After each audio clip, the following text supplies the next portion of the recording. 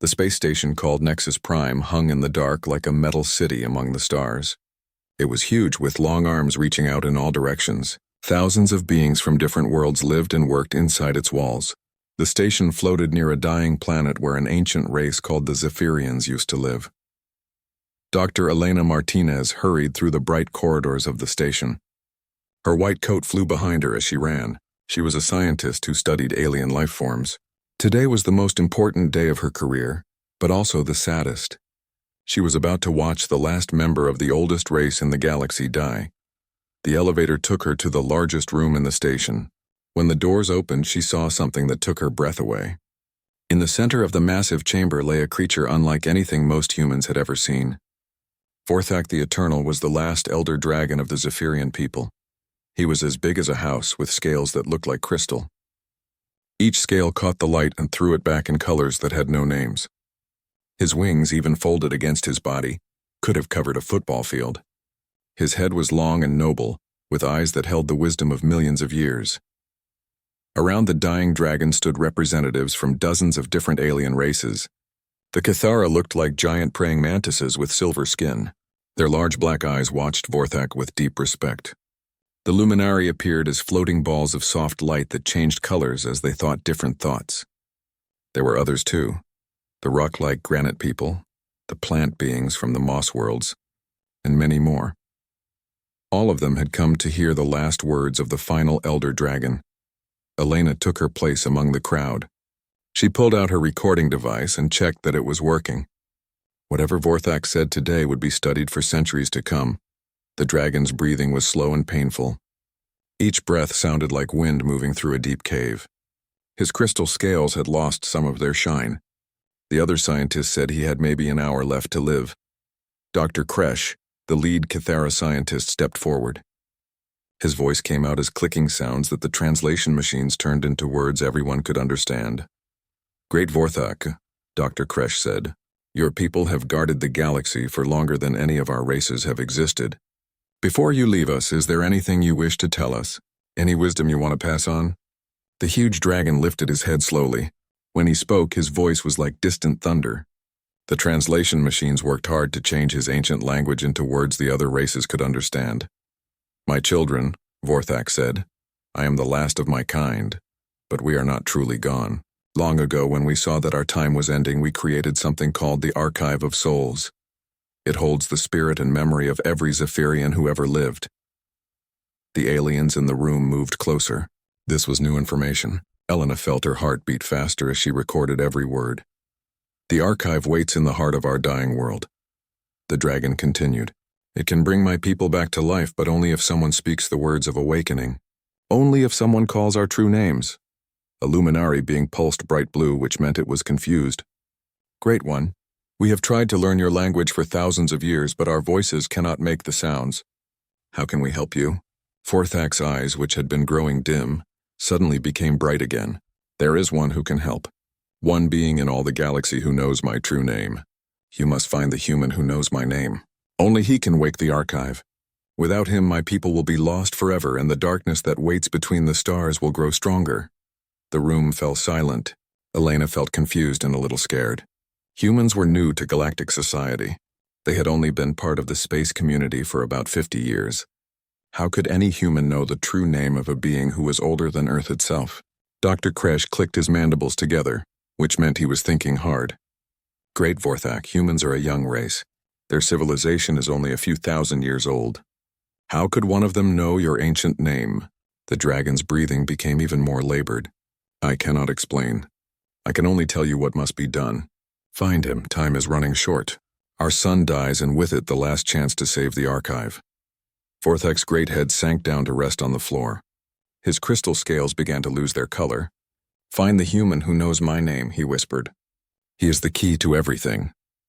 Elena watched in amazement and sadness as the last elder dragon closed his eyes for the final time. The room filled with the sounds of different species mourning in their own ways.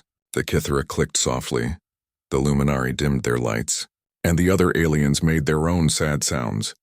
3 levels below, in the maintenance sections of the station, Pete Johnson pushed his cleaning cart down a long hallway. He wore the simple blue uniform of the janitorial staff. His cart was filled with cleaning supplies, fresh towels, and waste bags. Pete was 35 years old with brown hair and kind eyes.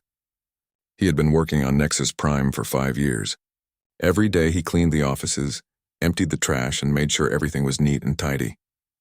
The important people on the station rarely noticed him. To them, he was just part of the background. As he worked, Pete hummed a song his grandmother had taught him when he was little. It was a pretty melody with strange words that he had never understood. His grandmother said it was a lullaby from an old friend, but she never explained more than that.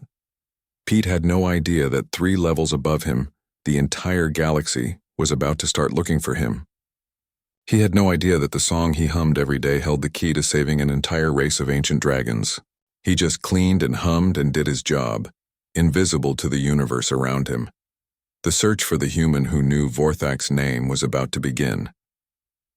The news of Vorthak's last words spread through Nexus Prime like fire. Within hours, every being on the station knew about the search for the mysterious human.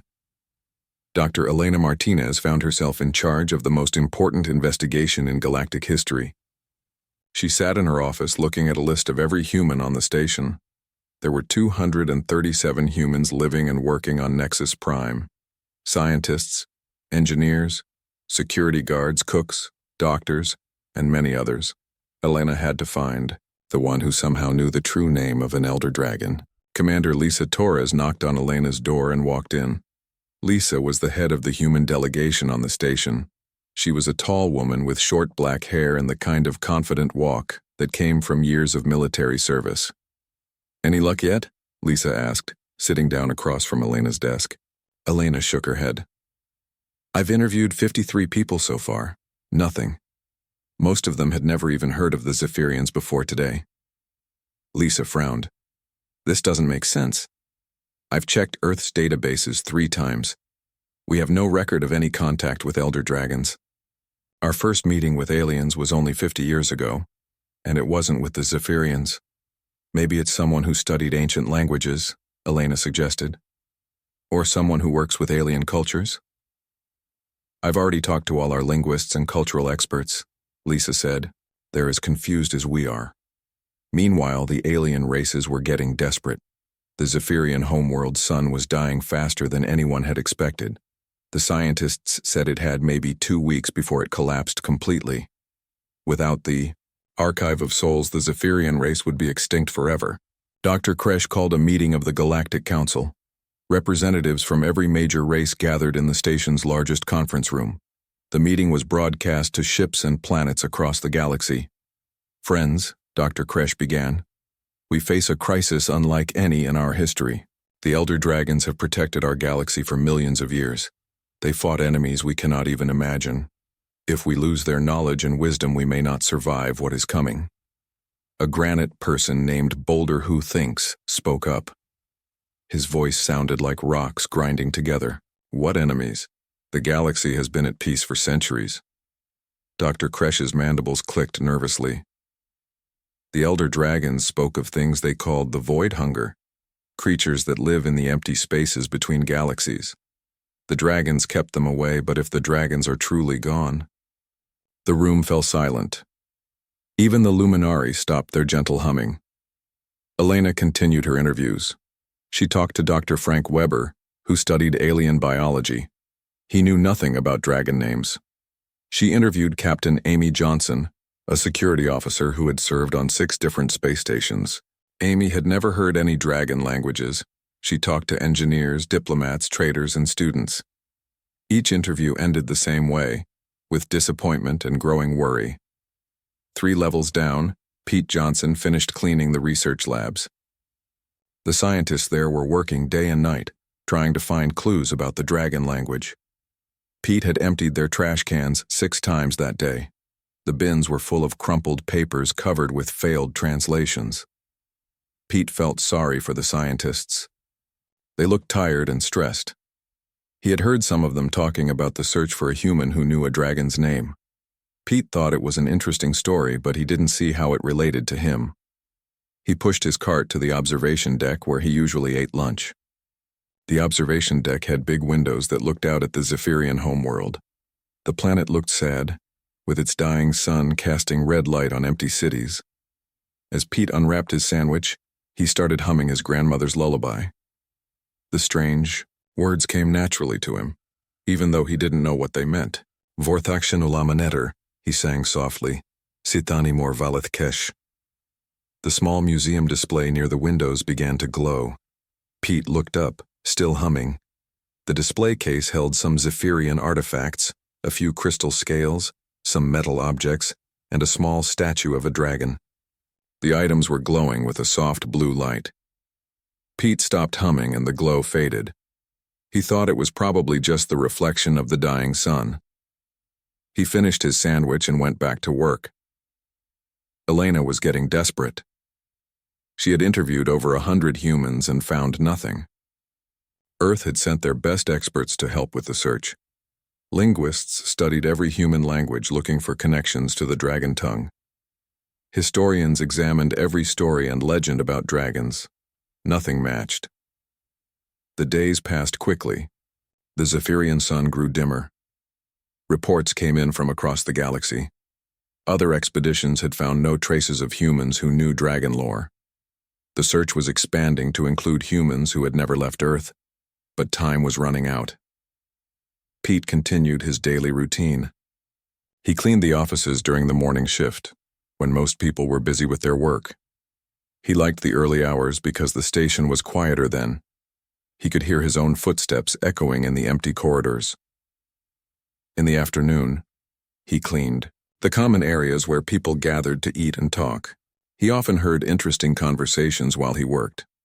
The aliens had fascinating discussions about their homeworlds and cultures. Pete had always been curious about different people and places. During his evening shift, he cleaned the residential areas. This was usually the quietest time of all. Most people were either sleeping or spending time with their families. Pete would hum his grandmother's song as he worked, finding comfort in the familiar melody.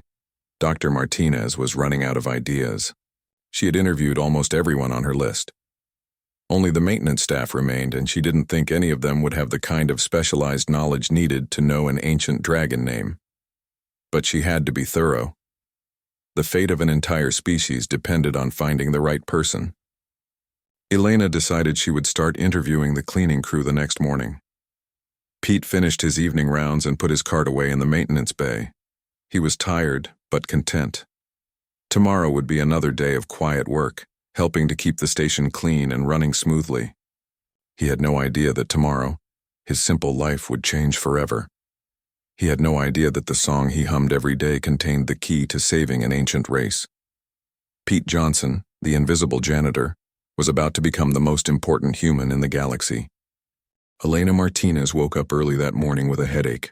She had been searching for the mysterious human for over a week, and time was running out. The Zephyrian sun was getting dimmer each day. She looked at her list and saw that only 23 people remained to be interviewed, all of them maintenance workers. She didn't have much hope left. How could a janitor or repair worker know the true name of an ancient dragon? But Elena was a scientist, and scientists had to check everything. Pete Johnson started his day the same way he always did. He got dressed in his blue uniform, ate a quick breakfast, and picked up his cleaning supplies from the maintenance bay. His supervisor, Carlos Rodriguez, waved good morning as Pete loaded his cart. "Another busy day ahead," Carlos said with a smile. "Those research labs are working around the clock. They'll need extra cleaning today." Pete nodded and began his rounds. He enjoyed his work even though most people ignored him.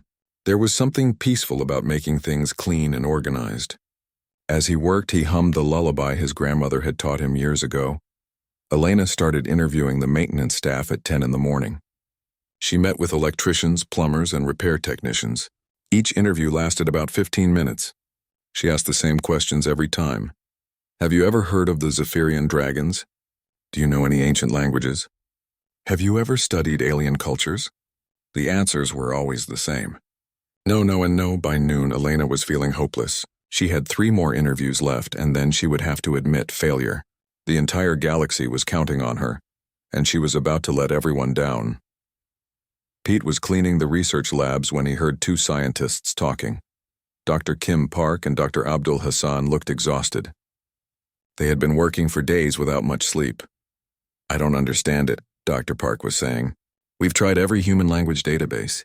There's no connection to the dragon tongue at all. Maybe we're missing something, Dr. Hassan replied. Maybe the connection isn't in our official records. Pete quietly emptied their trash can and moved on to the next lab. He felt sorry for the scientists. They were trying so hard to solve an impossible puzzle. At 2 in the afternoon, Elena met with her second-to-last interview. Jake Wilson was a young man who fixed the station's air recycling systems. He was polite but couldn't help her. He had never heard of elder dragons and didn't know any alien languages. One more, Elena said to herself as Jake left her office. She looked at her notes. The last person on her list was Pete Johnson, a janitor who had worked on the station for 5 years. Pete finished his afternoon cleaning and took a break in observation deck C7. This was his favorite spot on the whole station. The big windows showed the dying Zephyrian world, but Pete found the view peaceful rather than sad. He unwrapped his sandwich and started eating. As he ate, Pete began humming his grandmother's song. The melody always made him feel calm and happy. It reminded him of being a little boy in Minnesota, sitting in his grandmother's kitchen while she baked cookies. Vorthakshan Ulama Natar, he sang softly. Sithani mor valith kesh drak mori sen validar neth. The Zephyrian artifacts in the nearby display case began to glow again. This time Pete noticed the light was brighter than before. He stopped humming and walked over to look at the display. The crystal scales were pulsing with blue light. The small dragon statue seemed to be moving, though Pete knew that was impossible. When he started humming again, the glow got stronger. That's weird, Pete said to himself. He had never seen anything like it before. At 3 o'clock, Elena's assistant called Pete to come to her office. Pete was nervous as he rode the elevator up. He had never been called to see one of the important scientists before. He wondered if he had done something wrong. Elena looked up when Pete knocked on her door. She saw a man of average height with kind brown eyes and a gentle smile. His uniform was clean and neat, and he carried himself with quiet dignity. "Please sit down, Mr. Johnson," Elena said. "I'm Dr. Martinez. I'm interviewing all the humans on the station about something very important." Pete sat down carefully. "Am I in trouble, Doctor?" "Not at all," Elena assured him. "I just need to ask you a few questions. First, have you ever heard of the Zephyrian dragons?" Pete thought for a moment. "You mean the big lizard-like aliens?" "I've seen some of their artifacts in the museum displays. Beautiful work." Elena felt a little spark of hope. Most people called them dragon people or reptilian aliens. Pete had used the correct term. "Have you ever studied their language or culture?" Elena asked. "Not really," Pete said. "But I pick up things while I work. I hear the scientists talking, and I see the displays around the station. I've always been curious about different cultures." Elena pulled up a picture of Vorthak on her computer. "Have you ever seen this being before?" Pete looked at the image and smiled. "Oh sure, that's Vorthakshan Ulamanitar. My grandmother used to tell stories about him." Elena's heart stopped. Her hands started shaking. "What did you just say?" "Vorthakshan Ulamanitar," Pete repeated, pronouncing each syllable perfectly. "At least that's what my grandmother called him. She said it was his real name." Elena quickly checked her translation device. The machine showed no match for the words Pete had spoken. According to the computer, he had just made sounds that no human should be able to make. "Mr. Johnson," Elena said, trying to keep her voice steady. "Where did your grandmother learn that name?" Pete leaned back in his chair thinking. "Grandma Mary was always collecting stories from people in our town. She said stories were important and shouldn't be forgotten. There was this old man named Dr. Aldrich Kane who used to visit sometimes. He told the strangest tales." "What kind of tales?" "Stories about dragons that lived among the stars," Pete said. "Dr. Kane said he had worked on some kind of space project years ago, before anyone knew about aliens. He taught my grandmother songs in a language she had never heard before." Elena's mind was racing. "Songs? What songs?" "Lullabies mostly," Pete said. "Grandma taught them to me when I was little. I still sing them sometimes while I work. They're very peaceful." "Could you sing one now?" Elena asked. Pete felt a little embarrassed. "I'm not much of a singer, Doctor." "Please," Elena said. "It's very important." Pete took a deep breath and began to sing. The strange words flowed from his mouth like music. Each note seemed to hang in the air, creating harmonies that shouldn't exist. As he sang, Elena's computer started going crazy. Lights flashed and alarms beeped. The translation software was trying to process a language it had never encountered before. Down in observation deck C7, The Zephyrian artifacts blazed with light.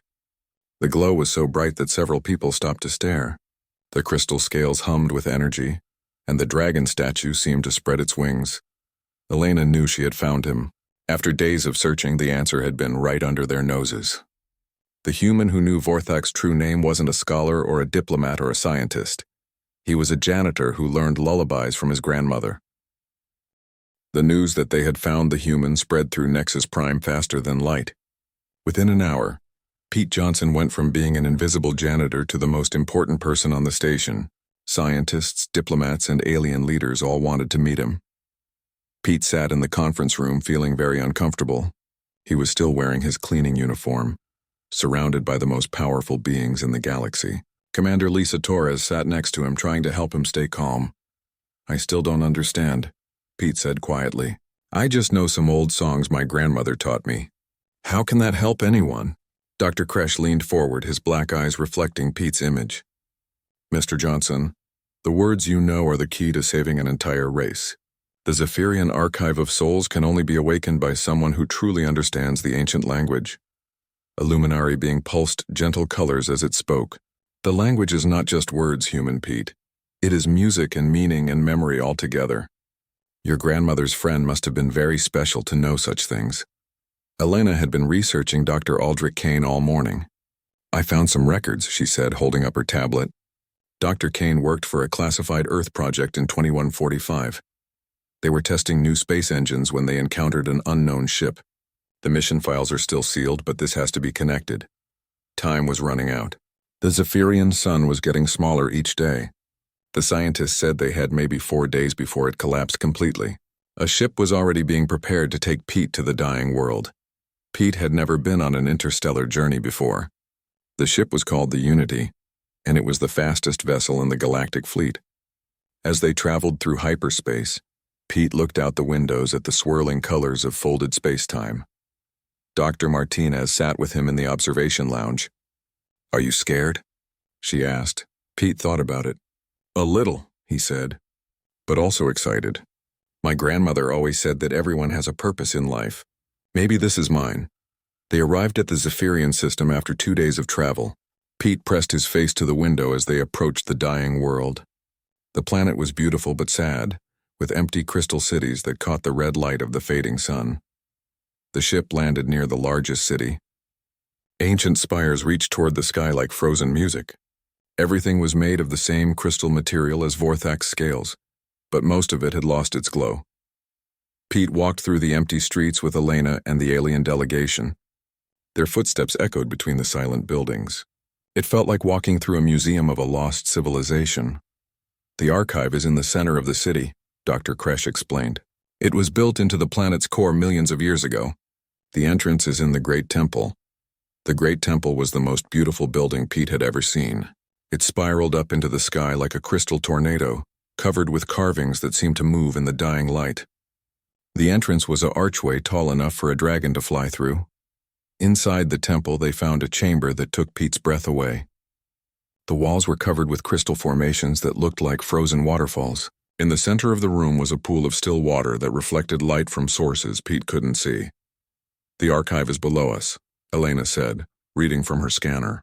"About 2 miles down in a chamber carved from solid crystal." They took an elevator that moved so smoothly Pete barely felt it. As they descended, the walls around them began to glow with soft colors. The deeper they went, the brighter the light became. The archive chamber was beyond anything Pete could have imagined. It was huge, like being inside a geode the size of a cathedral.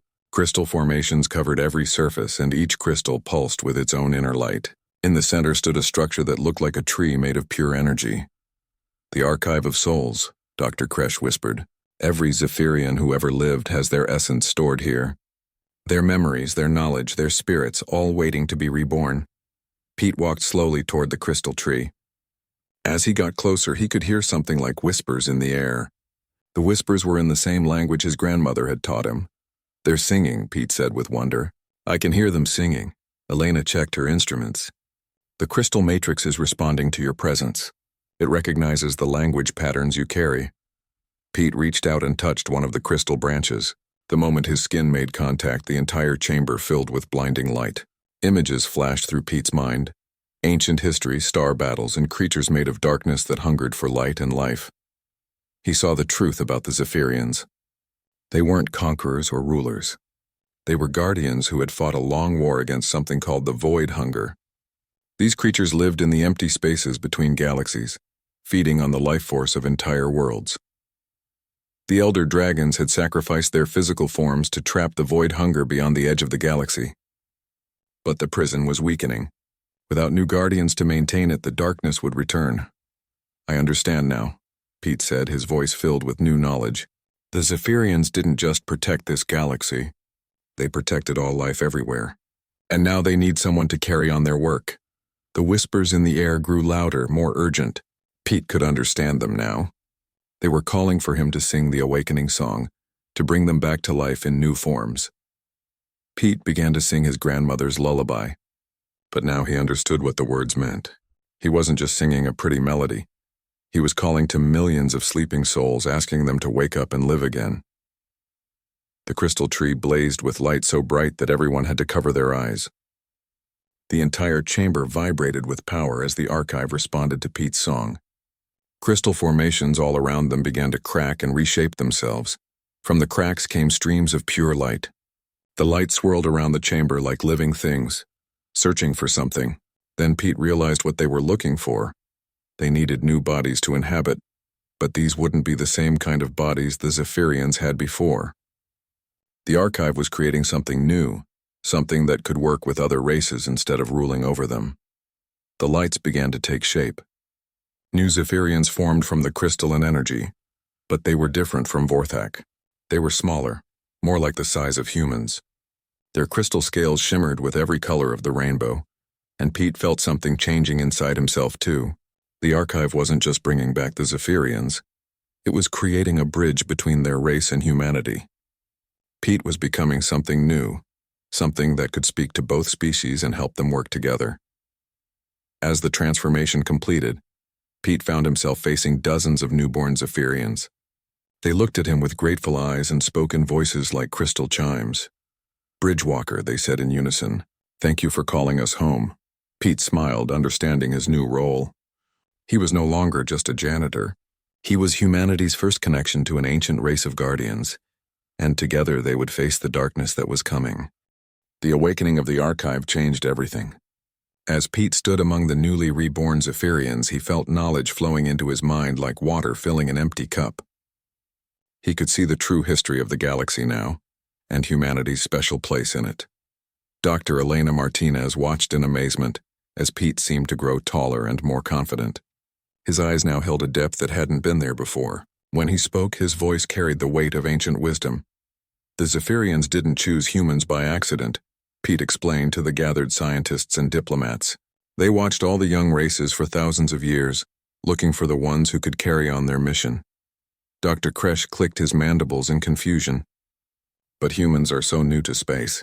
Why would the dragons choose them over older, more advanced races? Pete smiled.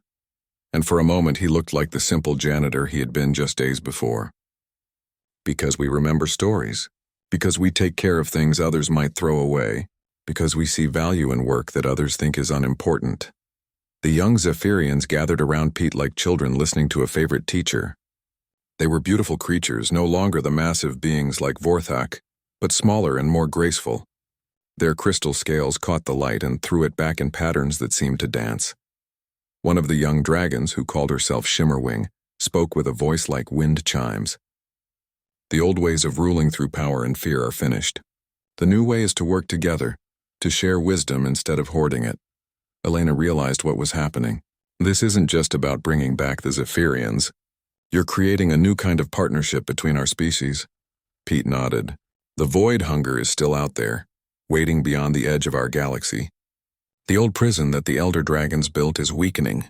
We need new guardians, but not the kind who rule from above. We need guardians who understand every level of society. Commander Lisa Torres stepped forward. What do you mean by every level? Think about it, Pete said. Who knows a space station better? The commander who gives orders from the bridge or the maintenance worker who crawls through every duct and corridor? Who understands how people really live? The diplomat in fancy meetings or the janitor who cleans up after everyone? The truth hit Elena like a lightning bolt. The Zephyrians chose humans because we value the ordinary people. Because we tell stories about common folk who do extraordinary things. Pete's transformation had given him new abilities, but it hadn't changed who he was at heart. He was still the quiet, observant man who found meaning in simple work. But now he could communicate directly with the reborn dragons, and he could sense things happening across vast distances. "There's something else," Pete said, his expression growing serious. "Dr. Kane, my grandmother's friend, wasn't just lucky to meet a Zephyrian scout ship. The dragons sent that ship specifically to find him." Elena pulled up her research files. "The mission reports are still classified, but I found some personal logs. Dr. Kane wrote about encountering a ship that seemed to be testing human responses to first contact. The Zephyrians were preparing for this day even then," Pete explained. "They knew they would need humans who could preserve their knowledge across generations. They chose Dr. Kane because he was a linguist and a storyteller. They taught him the awakening songs and trusted that humans would keep them alive." The young dragons began to explore the crystal chamber, their scales creating beautiful light patterns on the walls. They moved with a grace that was both alien and familiar. Watching them, Elena was reminded of children discovering a playground for the first time. But these children carried the wisdom of an ancient race. They knew about threats that the galaxy had never faced, and they would need human partners to help them prepare for what was coming. Pete walked over to one of the crystal formations that made up the archive. When he touched it, images appeared in the air above them. They showed the edge of the galaxy where space was darker and emptier than anywhere else. "The void hunger," Pete said quietly. "They're not like any life form we know. They don't want to conquer or rule. They just want to consume. They eat light, energy, consciousness itself. Entire civilizations have vanished into their emptiness." The images showed shadow-like creatures moving between stars, leaving dead systems behind them. Planets became gray and lifeless. Stars went dark. Even space itself seemed to lose its substance where the void hunger had passed. "How long do we have?" Commander Torres asked. Pete consulted the knowledge flowing through his connection to the archive. "The prison walls are cracking. Maybe 50 years before they break completely. We need to rebuild the defenses, but we need to do it differently this time." Dr. Kresh leaned forward. "What do you mean, differently?" "The old dragons tried to protect the galaxy by keeping everyone else out of the fight," Pete explained. "They thought they had to handle everything alone, but that made them isolated and proud. The new way is to teach every race how to defend themselves." Shimmerwing spoke up, her voice filled with excitement.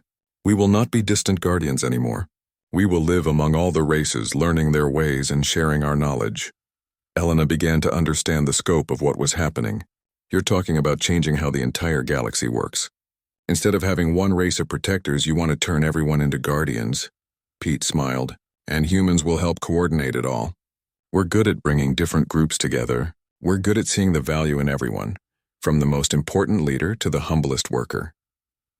The days that followed were busy beyond imagination. Ships arrived from across the galaxy as word spread about the reborn Zephyrians.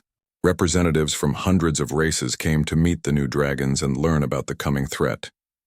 Pete found himself at the center of it all, translating between species and helping to forge new alliances. He discovered that his transformation had given him an incredible gift. He could understand not just languages, but the deeper meanings behind how different races thought and communicated. The young Zephyrians spread out among the various delegations, eager to learn about cultures they had only watched from a distance. Their natural curiosity and Pete's guidance helped break down barriers that had existed for centuries. But Pete never forgot who he really was. When the diplomatic meetings ended each day, he would return to simple tasks. He helped maintain the crystal chambers. He organized supplies for the growing population on the Zephyrian world. He cleaned up after the important meetings and made sure everyone had what they needed. The other humans on the diplomatic mission were amazed to see their former janitor taking on such a crucial role. But Elena understood. Pete's transformation hadn't changed his nature. It had revealed it. He had always been someone who cared for others and paid attention to details. Now the galaxy needed those exact qualities. 6 months later, Pete stood in the renovated observation deck of Nexus Prime. The station had been expanded to serve as the headquarters for the new Galactic Defense Alliance. Through the windows, he could see ships from dozens of worlds working together to build early warning systems and defense platforms. Elena joined him at the window. "Do you ever miss it?" she asked. "The simple life when you were just a janitor?" Pete chuckled and adjusted the collar of his new uniform. It still bore the patches of the maintenance department, but now it also carried the symbols of his role as bridgewalker. "I'm still a janitor," he said. "I just have a bigger building to take care of now." Outside the window, a group of young Zephyrians flew alongside human pilots, practicing coordinated maneuvers. In the distance, the reborn Zephyrian world glowed with new life as crystal cities grew under the light of an artificial sun. The galaxy was preparing for the darkness that would come. But now it would face that darkness together, with the wisdom of ancient guardians and the determination of young races working as one. Pete hummed his grandmother's lullaby as he watched the ships dance among the stars. The song that had once awakened an entire race now served as a reminder that the most important things in life were often the simplest ones: care, dedication, and the willingness to remember what others might forget. Somewhere in the vast darkness beyond the galaxy's edge, the void hunger stirred restlessly against their weakening prison. But they would find a very different galaxy waiting for them this time. A galaxy where heroes could come from anywhere, where janitors could save worlds, and where the greatest strength came not from ruling others, but from serving them.